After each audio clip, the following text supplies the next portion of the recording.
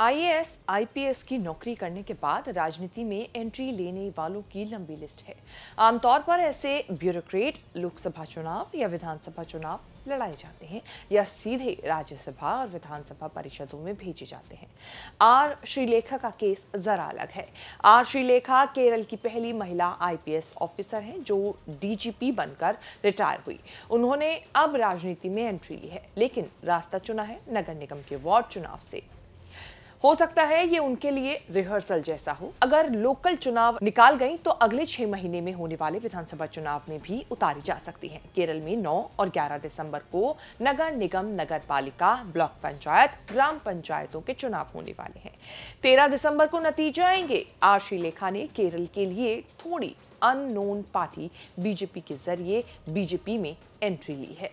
BJP ने are Shrilekha को तिरुवनंतपुरम नगर निगम चुनाव के लिए उम्मीदवार बनाया है। आर श्रीलेखा तिरुवनंतपुरम के सस्थामंगलम वार्ड से चुनाव लड़ेंगी। इसी इलाके में उनका घर भी है। इस चुनाव की निगरानी खुद केरल बीजेपी अध्यक्ष राजीव चंद्रशेखर कर रहे हैं। I feel elated and excited about the prospects of standing as a candidate in a ward in Trivandrum.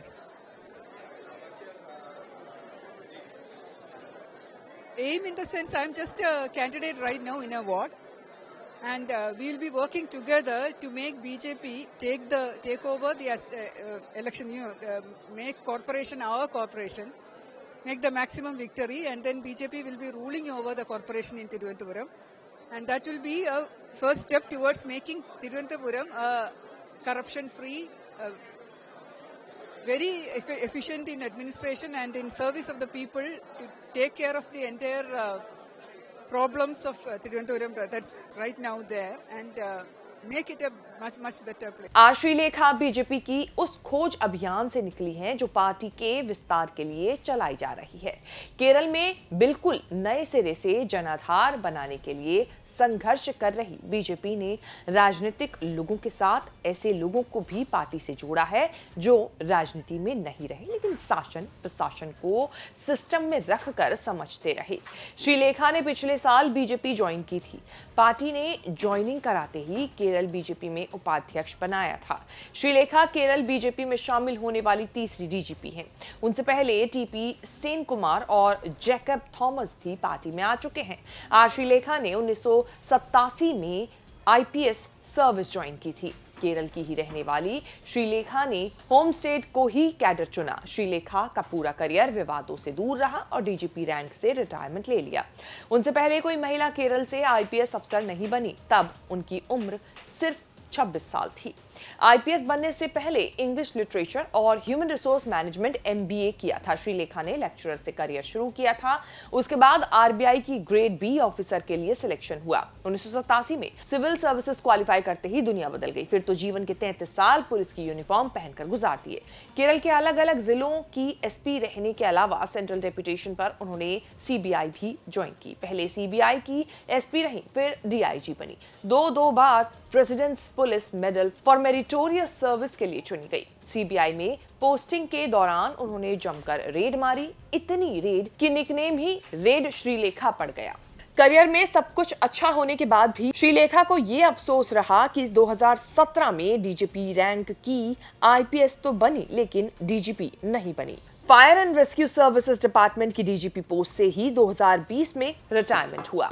न जाने क्या बात थी कि इतनी बड़ी पोजीशन, इतनी लंबी पारी के बाद भी उन्होंने अपना रिटायरमेंट फेयरवेल नहीं होने दिया।